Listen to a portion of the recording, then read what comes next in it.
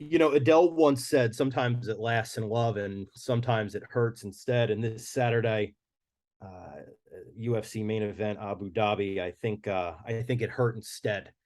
Welcome back to the 10-8 round podcast. I remain your humble narrator, Zach from Filthy Philadelphia, joined by the handsome, incomparable, overeducated John Boy in sunny Fort Lauderdale, Florida. John Boy, are you in mourning? How are you feeling? I'm doing good, man. I actually thought the card lived up to expectations. I don't know about you. I mean, obviously, we're going to get into a little bit of heartbreak, but you're going to get that every now and then. But other than that, I thought it was a good card. Thought it was a good Well, card. I'm gonna say for usually I like to pop this when I'm hyped, but I'm gonna pop a cold one here for Chucky Olives, the homie. I'm Yeah, gonna take a, yeah. No, that's a little rough. I'll say that from a fan of the sport expectations, I think it lived up. From a personal fan of certain fighters, it broke my heart. Here we are. Here we are. What do you want to do? You want to get into some takeaways from the weekend, and we'll see if we agree on anything. Yeah, I mean, we'll stay true to the roots. We'll do our three takeaways from UFC 280, and then we'll get into the Calvin Kattar and Arnold Allen fight night this week, and then There are we'll some uh, fights. we'll round it off with some MMA news. There are some fights this weekend. That means we gotta be professionals. No matter how badly our hearts are broken, we have to fucking power through. You want to kick us off here on some takeaways? Yeah, I'll start it off. I feel like this one got buried a little bit just because of how many crazy other factors went into the card. But put some respect on Beneil Dariush's name. Yeah, 8 fight win streak at 155, which is very impressive. Bold move in the post fight interview in the United Arab Emirates to really, play the Jesus card like that. Good for you, Beneil. But honestly, all seriousness, he looked really good over the course of that 3 round fight. His grappling is second to nobody besides probably Islam Makhachev. And he's got some hands. He's putting it together. Is there anybody more deserving of a 155-pound title shot than Beneil Dariush? I mean, no, probably not. I really thought that this was Mateus Gamrot's fight to lose. I really Yeah. thought this was going to be kind of a coming out party for Mateus Gamrot, especially after that war with Arvid Sarukian he had a couple Mm, of months ago. You and I were obviously getting busy on the textuals, talking about Gamrot and the fact that I feel like he had moments where he could have taken this fight away from Dariush, but where he failed to capitalize, Benny Dariush said, "Bet on it. I'm going for broke here." Takedown defense was second to none. Hands were crispy. Movement was beautiful. It's got to be one brave son of a bitch to go to the United Arab Emirates and cut a promo where he didn't just thank Jesus. He wanted everyone in the crowd to know that he was the way and the truth, the light. Feel how you will about that. It's a brave move. yeah, I mean, he leaned into it. He showed who he was. He was no disguising that. But yeah, very impressive. Very impressive. I feel like he just didn't get enough praise kind of after that in like the post fight analysis. I didn't really hear about him in the post fight presser very much, even from Dana. So that was interesting. But Well, that's what happens, right? You kind of you play spoiler to a coming out party for another fighter, and then true. everybody's kind of stuck now with what do we do with you? Nobody thought, I don't think, on Saturday night in Abu Dhabi that they were going to be considering the world where Benny Dariush is getting in there for a title fight, and now they're going to have to get real with that possibility. I agree. Who, if not him, then who? Yeah. No, absolutely. If not him, then who? I'll give you my first. I'll give you my first takeaway. Let's hear it. Let's just do it. Let's pull the band-aid off here. We've already disagreed once. Let's disagree Oh, again. uh-oh. And this is one takeaway, and of course I'll have some stuff to say after it. But my takeaway is that the Sean Brady stoppage was early, and I'm going to tell you why. I know that you disagree. I know why you disagree, and I know you're going to tell the millions of fans of the 10-8 pod that you disagree, Mm-hmm. or you do. My perspective is this, and I have to acknowledge Brady was getting pieced up at the end of the second, right? Bilal Muhammad caught him again, caught him again. And by the end of the fight, by the time we get to a referee stoppage, Brady is wobbled and is looking for really just a way to get away from the shots. All of that is acknowledged. Yeah. The reason that I believe it is early, and had Mm-hmm. it Bilal Muhammad in another position, I'd have to say the same thing. When you've got 10 seconds left in the round and Mm-hmm. the fighter is on their feet, right? And it's not as if he was leaning against the cage. We're not talking about a raging bull, Jake LaMotta situation here. It's not as if the lights were on, but nobody was home. I mean, Brady was not moving well, but he was still moving. When you've got that guy like that, 10 seconds left, I think you let him get to the stool. And if you're going to say, yeah, well, he was going to get to the stool so he could come out and get pieced up in the third, maybe. Professional fighters, sometimes you get pieced up, sometimes you get knocked out, sometimes you get TKO'd. The reason I think you let him get to the stool is, number one, he is a professional fighter. We Mm-hmm. don't know what would have happened in the third. We don't know if he would have made an adjustment. We don't know if maybe he would have thrown a different takedown, thrown a different punch, moved a different way within the octagon, thrown some kicks. There are a million possibilities that could have existed in the third. And number two, you give the corner an opportunity to assess with their fighter if they're throwing in the towel. Hey, man, you were getting hurt pretty bad there at the end of that last round. You're awake right now, and we can throw that towel in and we can live to fight another day, or you can march back out there if you think you can adjust and take this fight. And Brady looked good for 75% of that fight. I think it was early. Let me hear your takeaway. All right, we'll start it from the beginning, right? I think that's kind of Brady's. That was kind of what we expected from Brady, right? To have a solid, good first round. Um, Not to tout, but the Bilal Muhammad dog pick was in the mix on the last pod. That was something that kind of I chalked up to being just volume of accumulation of somebody who can't get the fight to the ground.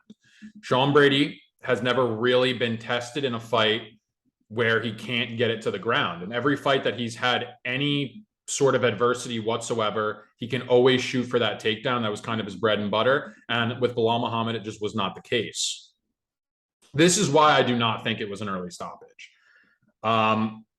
It was probably 30 unanswered strikes on the feet, I would say.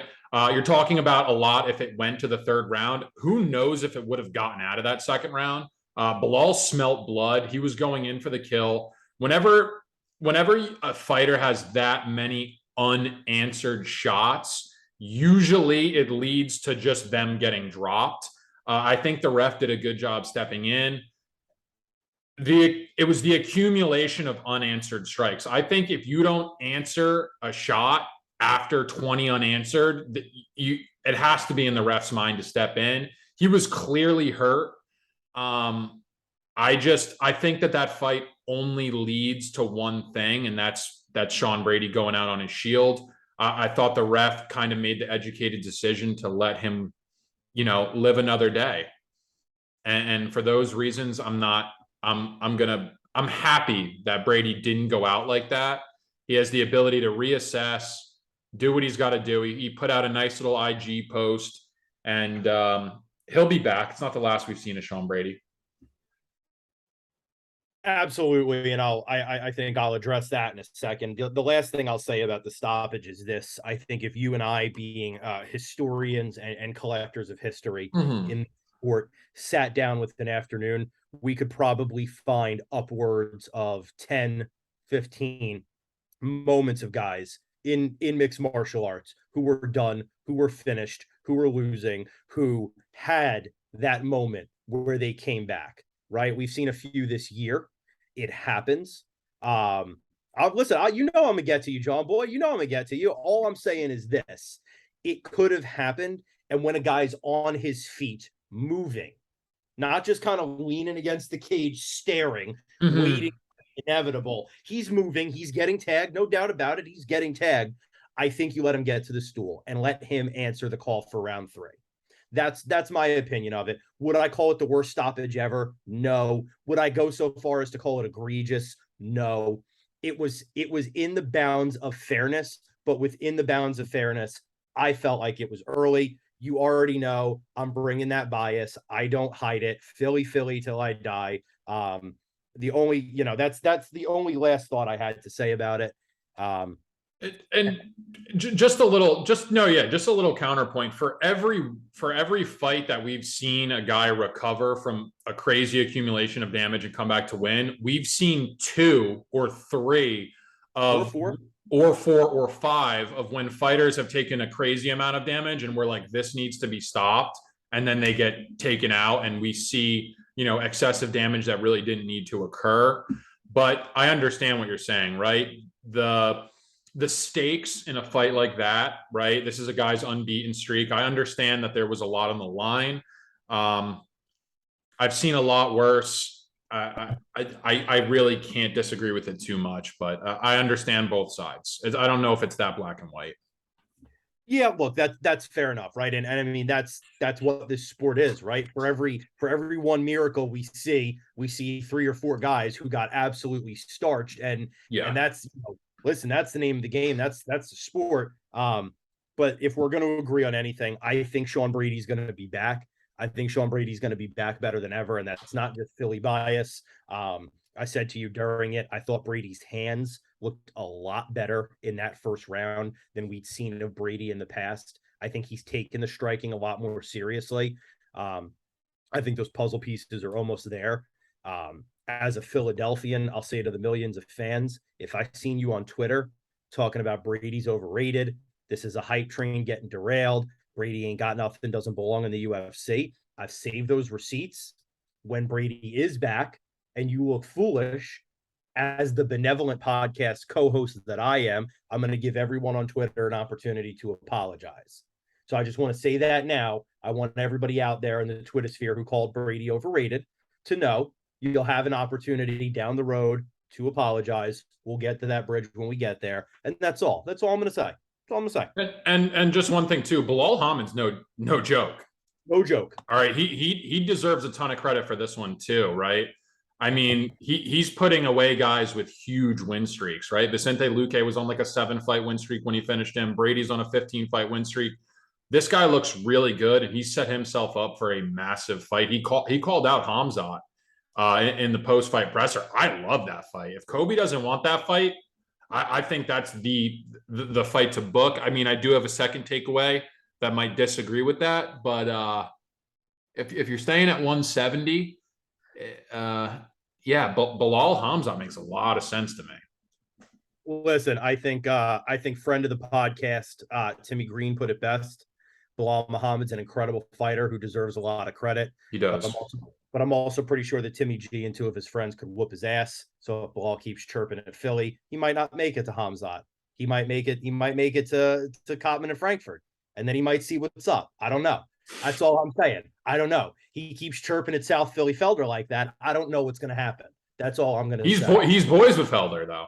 And then did you see him? He chirped him at the end of the fight when he hopped up on the cage, and Felder lost his cool for a minute. No, I didn't see that. Felder lost his cool. Felder was like, if he keeps talking like that, I'm going to come out of retirement. Ooh, I like that. I'm just saying. I love that little nasty competitiveness, though. I do appreciate that.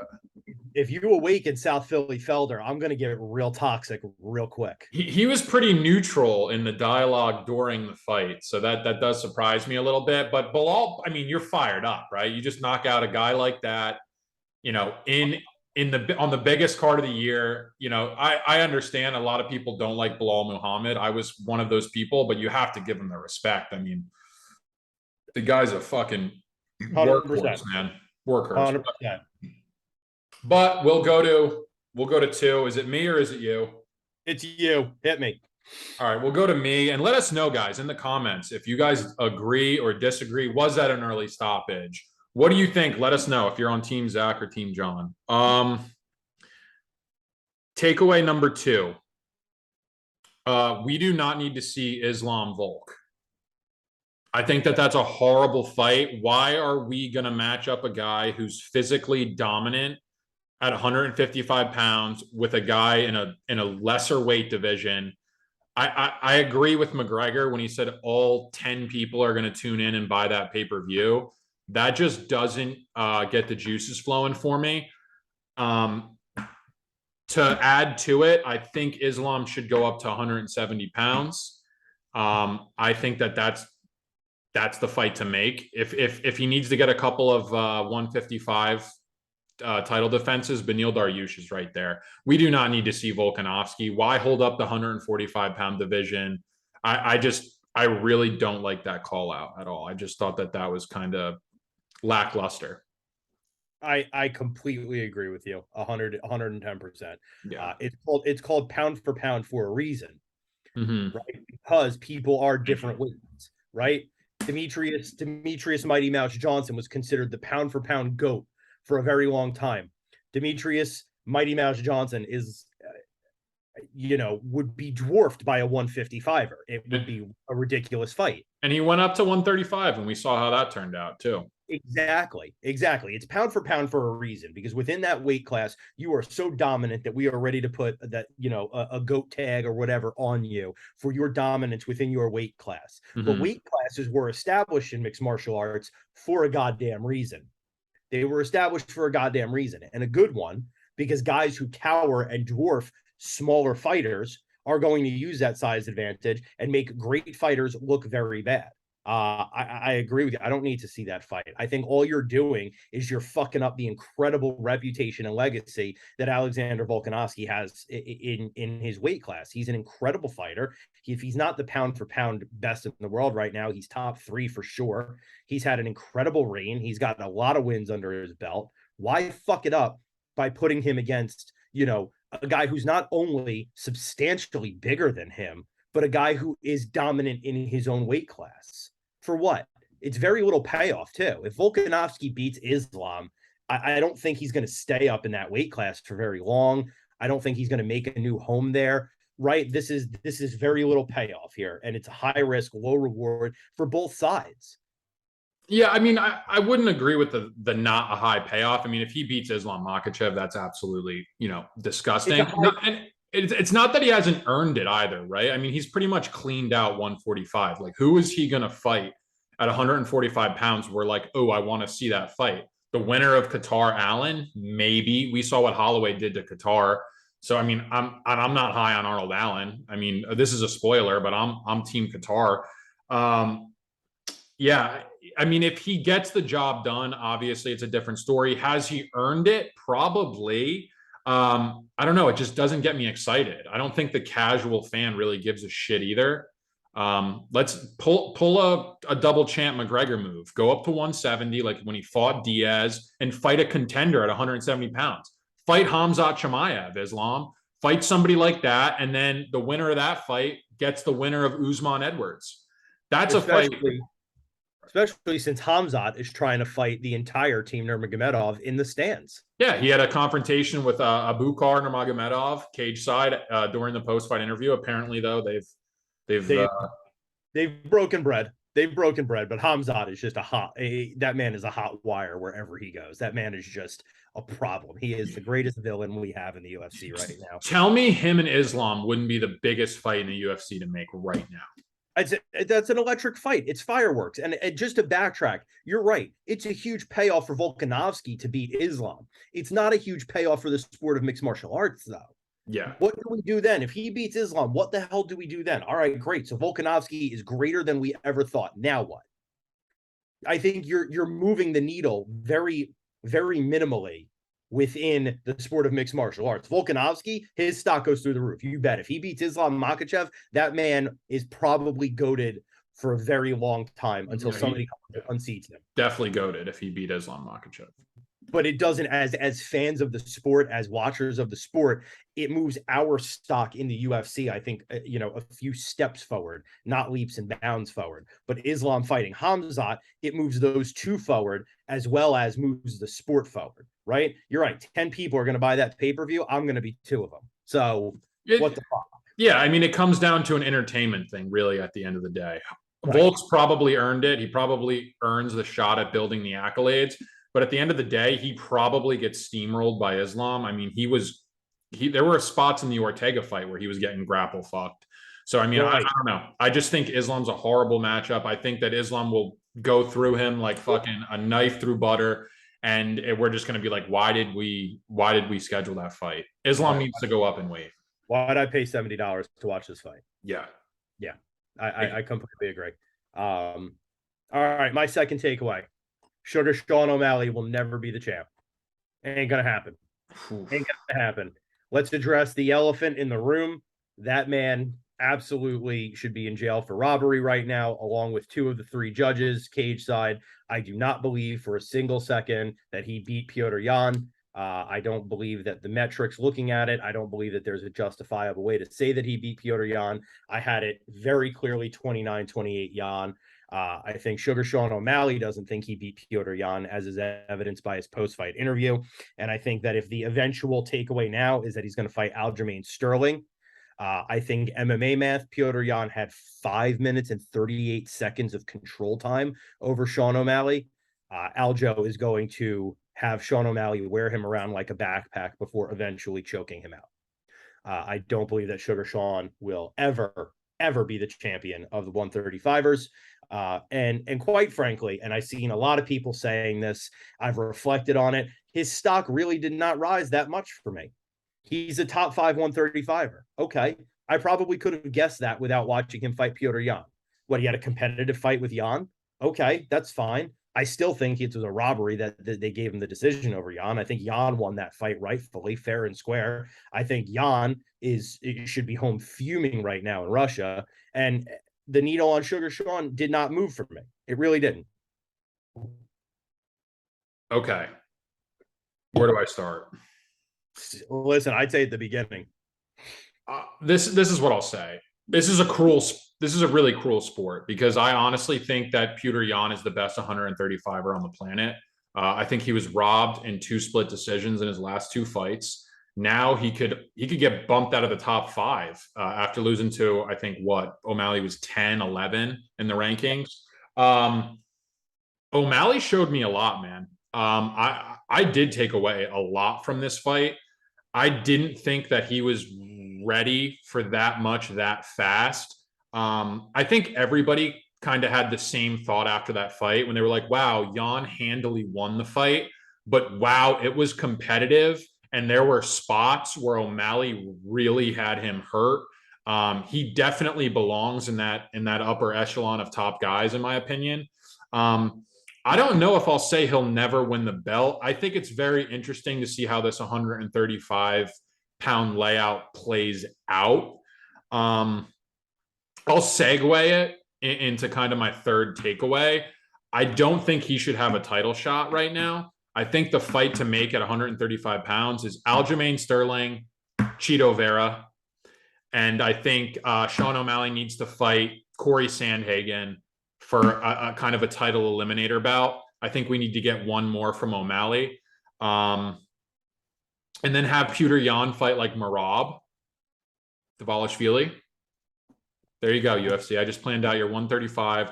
I think that's how it maps out. I think O'Malley has a better shot of beating Sterling than he does Chito Vera. Yeah, I would agree with that. I just think he could clip Sterling and catch him with something. I think that the durability of Chito Vera and the power over the course of 5 rounds, I think 5 rounds is going to be an issue for O'Malley. I really do. I just think that the difference between 3 and 5 rounds is really underestimated. But yeah, no, I agree with you. I think you could make a better argument that Jan won that fight 30-27 than you could make that Sean O'Malley won it 29-28. It is what it is. Can't say I'm surprised that the money train got the nod. When you heard split decision, we were like, oh fuck, here we go. Here it goes. It was one of those. As soon as I knew it was a split decision, I knew it was Sean O'Malley, and I was just. But man, he impressed the shit out of me, though. I'm not gonna lie to you. He impressed the shit out of me. He landed a big shot early in the first round that had Jan on stilts. He hit him with a nasty knee. Or I think it was definitely the biggest shot landed in the fight, period. He's quick. He looked good in the 3rd round. I think that's the only round you could give him just based off the damage of the knee. I want to see O'Malley fight again. I really do. So I think that this did tremendous things for his career. I think he's gonna be able to restructure that contract and negotiate for a little bit more money. I'm happy for the guy. I'm happy for him. Did he deserve to win? Absolutely not. Yeah, I'm still out on the Sugar Show. I'm still out on the Sugar Show. But while we're talking about 135, TJ Pillishaw Mm, went in there with a dislocated shoulder, announced that he had a dislocated shoulder to the referee before the fight. yeah. And then, first of all, I think hugely unfair to Aljamain Sterling. I Hmm. think hugely unfair to put him in that position, right? I mean, that's just a shitty position to actually announce before the fight, like, oh yeah, my shoulder is dislocated. You've already cut the knees out of this man. That now everybody's going to put an asterisk on that W. That's number one. Number Hmm. two, I think it's unfair to the rest of the division because he said he hurt it back in April, getting ready for this fight. Yeah, that's He said it bullshit. dislocated 20 times during training. Dog, back out of the fight then. Let somebody else get in there. Yeah. I, Ridiculous to me. I don't know if you have a different take on that, but that's just I just don't understand how you can communicate that message to a referee pre-fight and then a medical doctor is not called in, kind of the same as it would be if it was mid-fight, where they're like, hey, your shoulder's coming in and out of its socket. This has been a problem, an ongoing issue in camp. I guess he pulled kind of like that Bisping move where he kind of just lies to the doctor. I don't really know how they went about that, but that's a very that's a red flag. That's got to be looked into. I don't even understand why you would have a pre-fight doctor to begin with if they're not right. checking for something like that. So that's very very weird. I didn't like how Sterling leaned into it and was like, "Oh, I made his shoulder come out of his socket." That was a little bit. He handled it kind of shitty as well, but he was put in a shit position. But yeah, that was weird. That was just a weird. Imagine having money, big money on Dillashaw, Right. right? Like that would. That's you know you got to And you got to disclose that type of information. You're doing a do a due diligence to your fans, do a due diligence to the people who support you. I get you're trying to tough it out, but this isn't somebody who has the best track record of toughening things out. So I don't know. I didn't like that. That was weird. It was a letdown, and that's really all I got to say about it. yeah, I mean, look, I think you and I were both already pretty far out on Dillashaw, but I'm completely out on the man now. It's just, and the big difference between him and Bisping is Bisping didn't tell anybody he was legally blind Correct. until after the fight was over, Yeah. right? Bisping was like, nope, I'm fighting. I'm fine. I see great. If you're TJ Dillashaw, why tell the referee that? If you're not going to tell a doctor, why tell the referee, except that you're trying to set this narrative up down the line, Yeah, he you didn't know? want him to stop it. That's what he said. Right. And I agree with you, right? I mean, I didn't love the way Aljo went about it, but what the fuck is this man supposed to do now? No, I I mean, get that. got another asterisk on your record, much like the Piotr Jan illegal knee, right? So this is two asterisks on Sterling's record now. Obviously, I mean, you follow MMA Twitter, you know that there are people out there sitting in their camps who are just totally anti-Aljo, putting those asterisks on his name. But meanwhile, this man's got the 135 strap around his waist. And no one's taking it seriously. So if I'm Aljo, what the fuck else am I supposed to do? I got to say something about this. Hmm. Yeah, I think that was just that's a bullshit all the way through. That is number one bullshit, and I am out on TJ Dillashaw for that reason. I mean, I think honestly, I think the UFC should fucking cut him for that shit. I think Yeah, I mean, I would not argue it at all. no, I think that shit is ridiculous. And I, I I don't think really think he's a big draw per se right now. I mean, he does have status amongst the diehard, the older fans. He's been around the game for a very, very long time. But I mean, there's only so much bullshit you can take from one person, right? So yeah, it, I think his stock's been low since the steroid pop. I don't think it ever quite recovered to where it is, and at this point to do that on a title fight, to hold up the division like that, and to then cut a promo where you want to apologize to the division. If you knew it going in, then you're not that sorry, yeah, right? no, that made no sense at all. Like, I'm sorry. I knew I was doing this. It was a complete waste of time. I don't know. I don't get it, but I don't get a lot of the shit that goes on these days, Zach. Oh, John Boy, you are not lying. You are not lying. It's number one bullshit all around. Fuckery abounds as always. We ready for my last takeaway? Let's hear it. All right, this might be a hot one. Mm-hmm. This might be a hot one. I don't know, but it's how I feel. I'm in my feels today, so I'm going to speak from the heart. I think we need an American wrestler who's going to be the cure for Dagestan. I really do. And I think that Charlie Olives kind of proved to us this weekend. Number one, moment of silence, thoughts and prayers to Charlie Olives. That's still the boy. I still love that dude. But I think, this was kind of the answer that high level jujitsu guys are not going to be the answer for the combat sambo guys in the realm of MMA. Mm-hmm. In the realm of pure grappling, if you were watching one, I think we saw that Cade Rutolo showed that in the realm of pure grappling over the weekend, Cade Rutolo knocked out a four-time world champion sambo guy, right? I think ended up winning by heel hook, but dominated from bell to bell, and then won by heel hook in grappling. I mean, Islam was more dominant on the feet, and it wasn't even And close. and that's my takeaway, right? Yeah. Is there is a difference between sambo and combat sambo. And the Yes. difference is combat sambo involves striking, right? These dudes strike before they grapple. It almost looks akin to MMA. It almost looks like it's the perfect cure for MMA. I it's really funny that you bring that up. I really like where this is going. Your third takeaway here. Can you guess who I have written down on this piece of paper in front of me? Who I think the absolute best matchup at 155 pounds would be for Islam Makhachev? This might be a hot take. This might be the hottest take of the entire show. Is it Iron Michael Chandler? It is Iron Michael Chandler. And I don't disagree with you. And it may be a hot take. The fan might think it's a hot take, but I don't.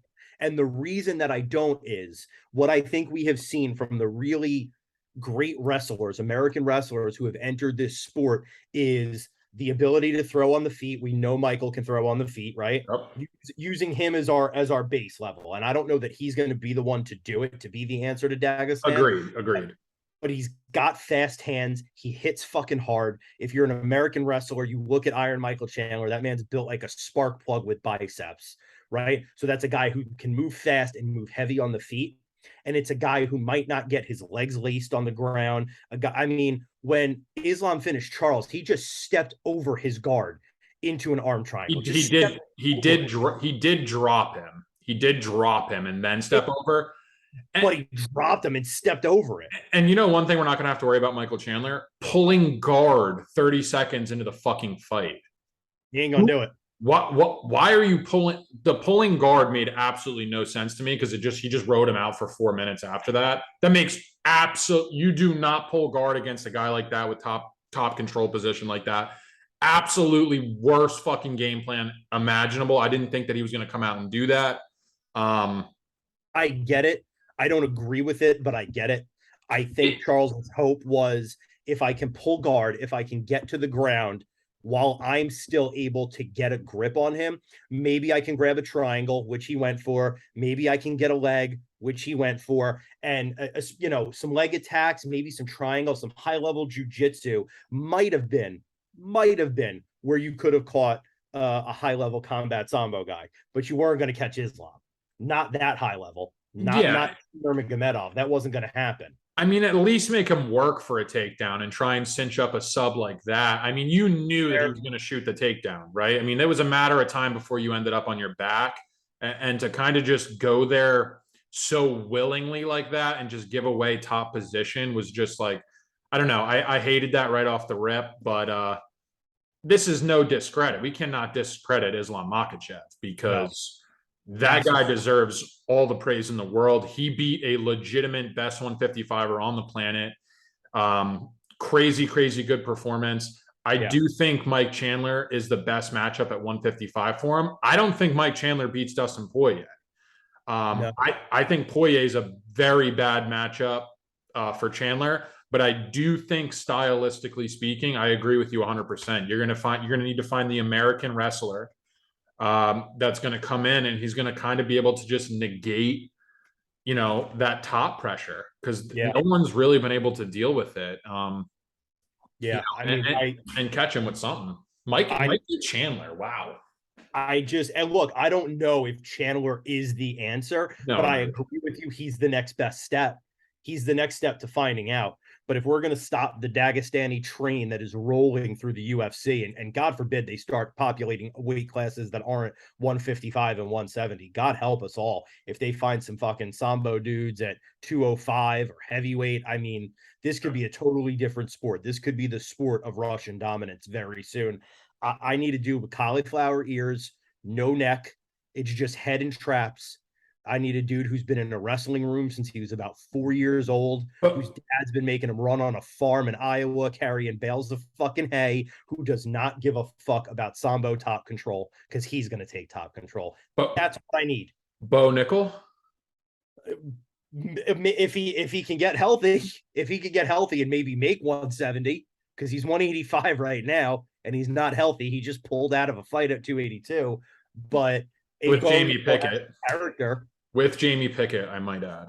with Jamie Pickett. I mean, look, I don't know. I think we got to say Bo Nickel for another day because there's just so many question marks right now.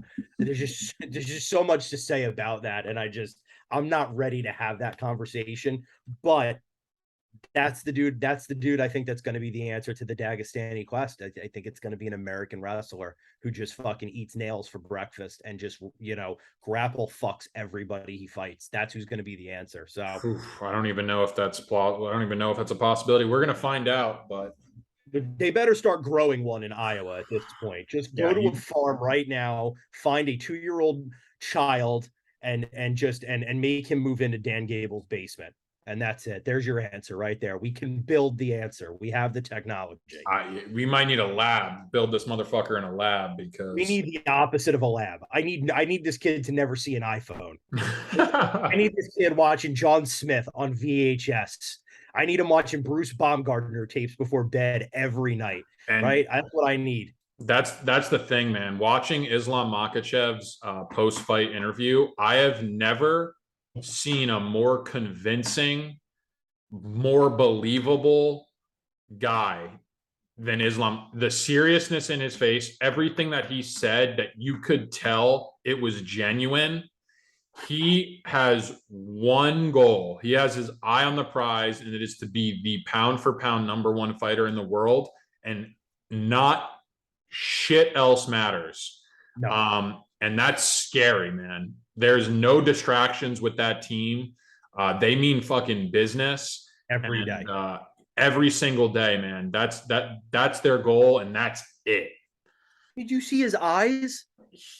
I mean, I loved He everything he posted had to pictures say. hugging Charles after the fight, but during that post-fight interview, his eyes just glazed over, man. There was nobody home. And Kill, kill, kill. I loved everything he had to say too. He thanked all of his supporters. He said, this is it was literally you couldn't have perfectly scripted his post fight presser any better. Just wow, that guy's a -1,000 favorite against pretty much everybody I can think of right now in the UFC. Go up to 170, baby. Let's do it. If we can't beat the Dagestanis, make them fucking fight each other. So at least there's less of them when Thank the you. apocalypse comes. Thank you. Because I don't want to have to hide from an army of Dagestanis. So if we could thin the herd a little bit, I'd sleep better at night. I hate knowing these dudes are walking amongst us. It's terrifying. Savages. They really are beasts. Oof.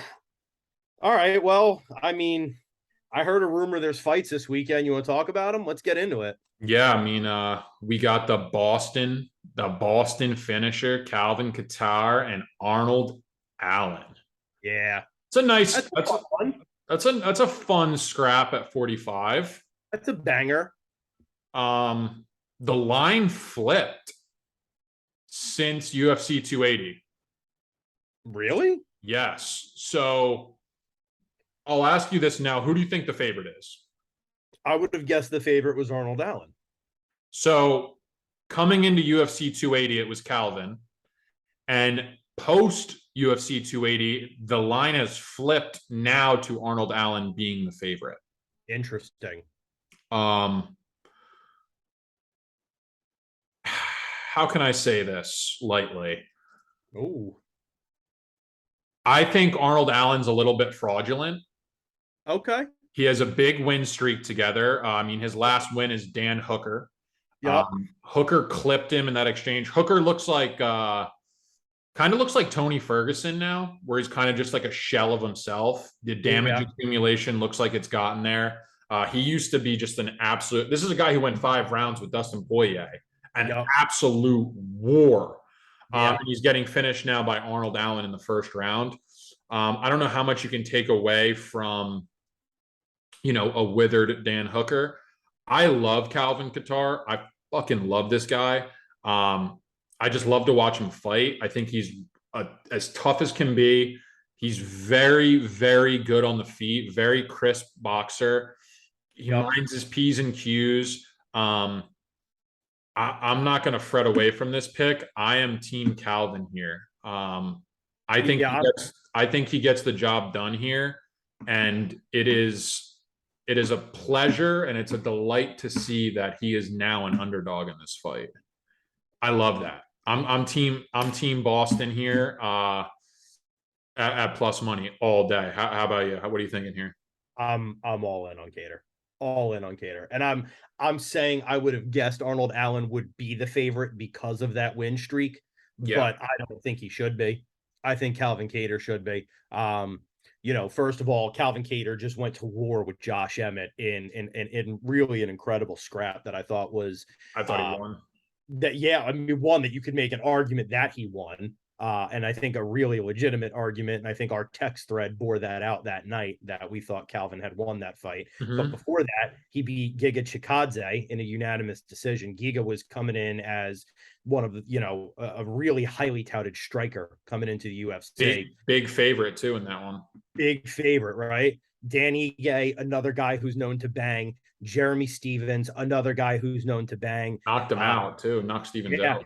knocked Stevens out with an elbow. Went Nasty elbow. five. Look that one Went up. went five with Dan Ige, right? His getting aside from Josh Emmett, his losses are Max Holloway and Zabit Magomed Sharapov, right? So and they're both UDs. And the Zabit Magomed Sharapov fight, that was a 3 rounder where he was Yeah, coming on strong in the third round. I mean, if that's a 5 round fight, he wins that fight. He did take one of the worst beatings I've ever witnessed in my entire life against Max Holloway. I think yeah, it was the most accumulated significant strikes ever in a UFC bout. it was Um, brutal.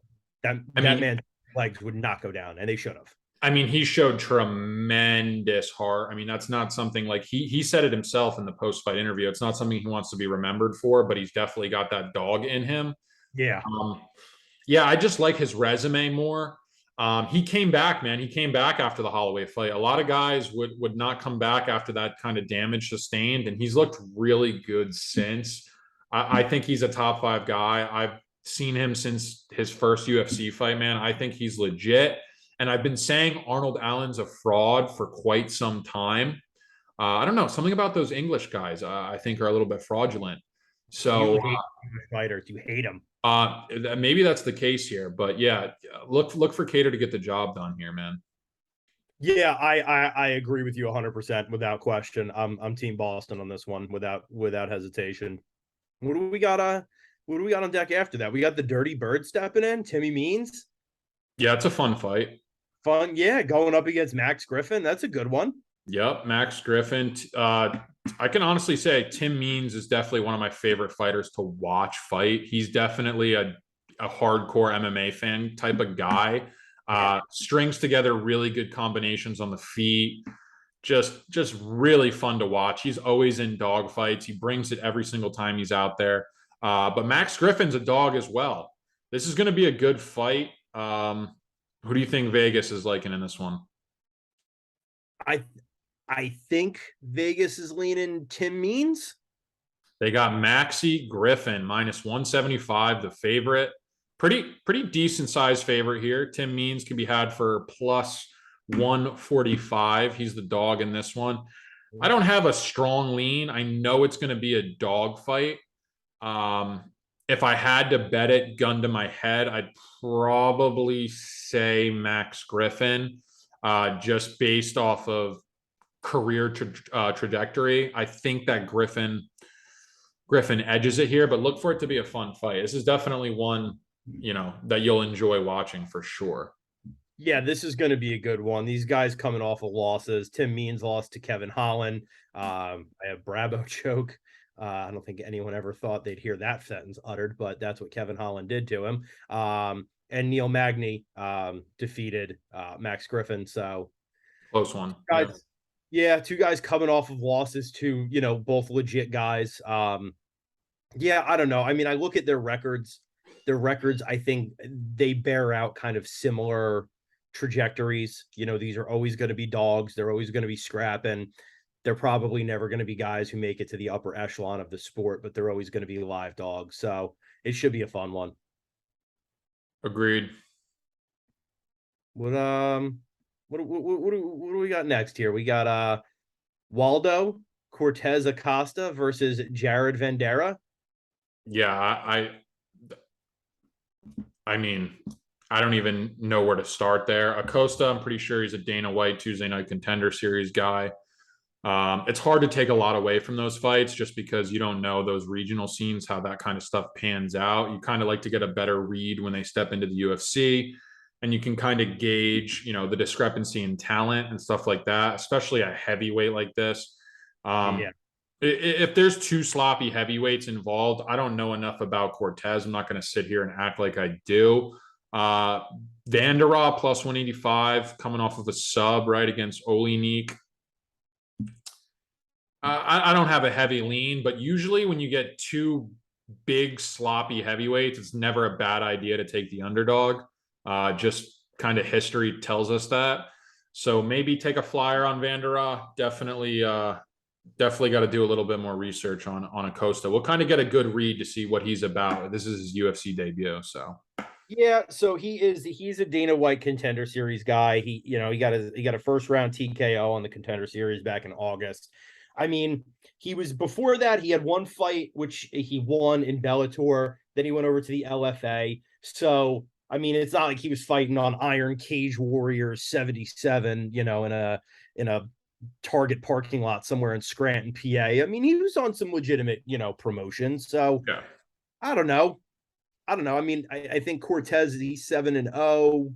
I don't know. I'm probably leaning to Cortez for that reason, but like you said, I'm not married to it. I hate when these big boys get in there because they're both going to do the same thing. They're just going to throw the bombs at each other and somebody's going to connect, or they're both going to lean on each other for 3 rounds out of breath. I Yeah, don't I don't know if Acosta has a grappling game, but Vanderaa can take it to the ground a little bit. So He can. that's kind of another flyer too. If you ever have a heavyweight with just a slight grappling advantage, that tends to pan out more often than not, just because of how one side heavyweights are, right? They're either strikers or they're wrestlers. There's really no in between besides like Cormier, who's an anomaly.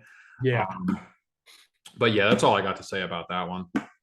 Well, we got Tresean Gore coming in to maybe get himself a win in the UFC. What do you think? Yeah, I mean, I don't know the contract that he signed after the Ultimate Fighter, but he's been pretty disappointing. A lot of people said that he was going to win the Ultimate Fighter. It didn't pan out because he got injured, but Sure. then he had the opportunity to fight Brian Battle, who was the winner of the Ultimate Fighter. He had the opportunity to redeem himself on I believe it was his first UFC fight, and Was he lost. he Um, did. Brian Battle was the underdog in that one. Answered a lot of questions about Tresean Gore. Who do you guys the favorite in this one? I'd have to say it's Josh Fremd. Fremd is the favorite here. Yeah. Minus 170. Tresean Gore sitting at plus 140. I'm going to lay off this fight. Tresean Gore doesn't have enough output for me to invest in him. And anytime a fighter doesn't have a tremendous amount of output, you're relying on him to kind of just land that one big shot. And I've seen enough of him to really get on that. He is an underdog here, but I'm going to lay off that fight and kind of test my luck later down the ladder on the card. Yeah, this is a weird one. Neither guy's ever won a fight in the UFC. I just to say that I had a hard lean on this would be a lie. Yeah, it's one of those ones where, I'll tune in, but I just don't. There isn't a heavy lean whatsoever. Yeah. How do you feel about Khalil Roundtree, Dustin Jacoby? See, this is an interesting one, right? Because we have two guys with heavy kickboxing backgrounds, right? Khalil was in Thailand for a long time training. We know Dustin Jacoby was a long time Glory kickboxer. He actually fought Michael Pereira back in Yeah. Glory. Pereira slept him. Who, if you guys don't know who Michael Pereira is, he's fighting Israel Adesanya for the belt Isn't in. that Alex Pereira? Sorry, Alex Pereira, Michael Pereira, Alex Pereira. Yeah, Alex Pereira. There's a Michael Pereira out there. It's just No, not. there is Michael Pereira at 170. I'm Yeah. mixing the first names up, but All of us. yeah, I mean this is two kickboxers, right? That are just gonna be a standing battle, definitely. Um, you have an idea who the favorite is here? I, I'm thinking it's Jacoby. It is Jacoby. He's the Yeah. minus 155, a slight favorite. The thing with Khalil is just the consistency is not there. We don't know what version of Khalil Roundtree we're going to see in there. That's Right. one thing. He can look like an absolute world beater, and then he can just look awful, and he can lose to guys that he really has no business losing to. Um, I would take the flyer on him at plus 125, honestly, if I had to bet the fight, just because I'm not going to bet Dustin Jacoby at those odds. Um, but yeah, how about you? What are you thinking? Yeah, look, I want to lean towards Khalil Roundtree. I like Khalil Roundtree.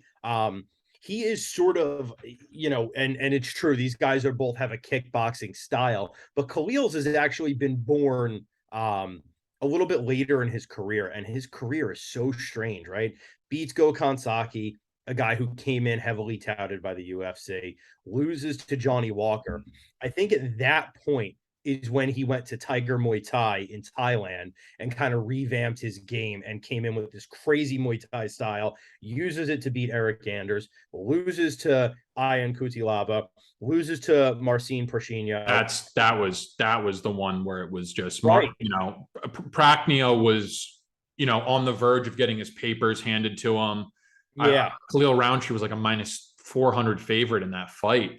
And he Yeah. just came out, and I don't know if it was he gassed early or if he was injured or something was wrong in camp.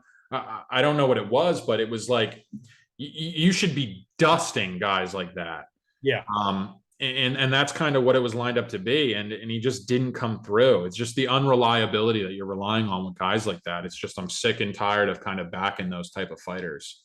That's fair. And I mean, since then he's put together 2 wins. So who the hell knows which Khalil Roundtree we're going to get? Exactly. Who the hell knows? I guess we'll find out. What else you like on this card, John Boy? Um. Kind of interesting, but kind of not. mm, You know, Yeah, I mean, there's some little ones. I mean, Chase Hooper's fighting. as Uh, the curtain jerker. yeah, I mean, he's minus 256. Steve Garcia's okay. He's nothing special, but I mean, Chase Hooper really shouldn't be in the UFC. Um, he has somewhat of a grappling prowess, but on the feet, I mean, he's a fucking liability. It's actually hard to watch him when he strikes because he gets hit so much. He has one route to victory. Anytime a guy who has one route to victory is minus 250, Garcia might be worth a stab. I'm trying to see what gets the juices flowing for me. Roman Dolidze, Phil Hawes. That's a fun one. I like watching Philly Hawes fight. Um, but other than that, there's really nothing that gets the juices flowing. How about you? Yeah, there's nothing else crazy that gets the juices flowing. I mean, to kind of back your conversation regarding Chase Hooper, yeah, number one, he has to get this fight to the ground to win. And Steve Garcia can get a little bit busy with the hands. He's got TKO wins, he's got knee and elbow wins, he's got just straight elbow wins, he's got 9 victories by knockout or TKO compared to one submission loss. I don't think Steve Garcia is necessarily anything special, but Chase Hooper's kryptonite is getting hit in the face. Steve Garcia seems to at least have a penchant for hitting people in the face. Might be worth a flyer. I don't know. Yeah, no, I think we have the same read on that, where it's just like if he can just stay off the ground, if he can Yeah. just not get taken down, he should win the fight with ease. So yeah, that's definitely a 2-1 flyer for sure. Um, yeah, that's really all I got to say about this card. Yeah, it'll be a fun card. I think there's some fun to watch here. It'll be an enjoyable card. Obviously this is what we call our refractory period coming off of UFC 280, right? Yeah, We're breathing it out a little bit. We're gonna hit the vending machine for some ice and a Sprite. You know, facts. we're we're gonna be back. We're gonna be back for round two at MSG in November. Some tickets to which I just had to sell this week, and I'm absolutely depressed about it. But we'll be back. We'll be back. We get into some news around the MMA world. Yeah, we could wrap it up with a little bit of news in today's MMA Twitter sphere. Can I start with the biggest news of the week? I know you've been absolutely dying to get this out here. I just don't know if the fans are aware yet, and I don't You know. you love this. You love this. I don't know what it's just like throwing a wrench into things. It's different. It's different. We'll say that I much. don't. I don't think you think. I don't think we're talking about the same news. I think we're talking about something totally different. No, I'm talking about the news that the 10-8 pod is officially on TikTok. Oh, that also is throwing a wrench into things. That's staggering news. We're multinational, baby. Follow We us might on follow us on TikTok. We're aboard the China train. we're Download on an it. account, give away all of your personal information, and Right. get some quick little snippet of the 10-8 pod. If the hour and a half of me and Zach just absolutely ranting is too much to digest, this is too much to take in, we've cut it down a little bit. We made the serving size a little bit smaller and maybe a little bit easier to digest. So check us out, 10-8 round pod on TikTok. Alternatively, Yes. if this hour and a half is just not enough for you, Ooh, even if we've better. got too close, if you're almost there, if you're feeling it, if you feel it coming on like a sneeze only better, but you're just not there yet, and you need a little bit more Zach from Philly and John Boy in your life, get on TikTok. There you go. We'll get you there. We'll get you across that finish line. Yep. We don't want to send anybody home unhappy. We got you. All right. Now, yeah, I am. I'm excited. I'm excited to talk about Ryzen and Bellator announced today they are doing a crossover event. I don't know any details, but I just like the concept. I like the idea. I think it's fun. I think it's interesting. I'm excited for it. Yeah, it makes sense for those type of promotions to kind of go down that route, right? I mean, the UFC, I was thinking about this the other day about how impressive it is that they've kind of just taken over the landscape. I mean, people don't even refer to MMA as MMA; they refer to it as UFC. Yeah. Just kind of the outreach and just kind of the reach that the UFC has kind of obtained. So it's crazy impressive to see how far that they've come, and I'm kind of surprised. We've seen it a little bit mixed in, right? When Horiguchi came over and fought Darian Caldwell in Bellator. I mean, there are little, stipulations. Michael Venom Page just fought Mike Perry in BKFC. So we're getting a little bit more of the kind of the crossover alternative. And yeah, I think it's a good idea for those smaller promotions to take part. But I mean, at the UFC, I get, why that doesn't really make a whole lot of sense from a marketing standpoint for them. Yeah, it's all risk, no reward for them. Yeah. Yeah, if you win, yeah, you're the UFC. You're supposed to. You're the biggest name in combat sports. And if you lose, you're fucked, right? If you lose, you're fucked. Yeah. So I get it. From a business standpoint, I understand it. From a fan standpoint, I want to see it all the time. I love crossover events. I love round robins. I love single eliminations. I love that shit. I really do. I grew up watching the UFC when it was a tournament fight and you had to fight multiple times in a night. And I think that shit's just fucking cool. So No, anything that is of interest and unique, it's probably going to get me to tune in. I'll tune into this. As we learn more details about it, I don't know. Let us know in the comments. Let us know on TikTok, Instagram, Carrier Pigeon. You call my personal cell phone. I think half of our viewers have it. Let me know what you think about it. Let me know if you want me to put out maybe a views from the canvas blog about it so that John is not forced to talk about it because this is just torture for him right now. He hates this. Yeah, So I mean, It's not that I hate it. I mean, I just, it's UFC or bust for me at the current moment in time. That's all. Yeah, I get it. I have no friends, so I just watch MMA. And if it's not MMA, I watch jujitsu. If it's not jujitsu, I watch Muay Thai. I have no friends, so this is it. These are my friends. It's UFC or bust for John Boy. I, on the other hand, will gamble on Muay Thai happening at Lumpini Stadium, playing at 5 o'clock in the morning my time. It is what it is. Some of us need more help than others.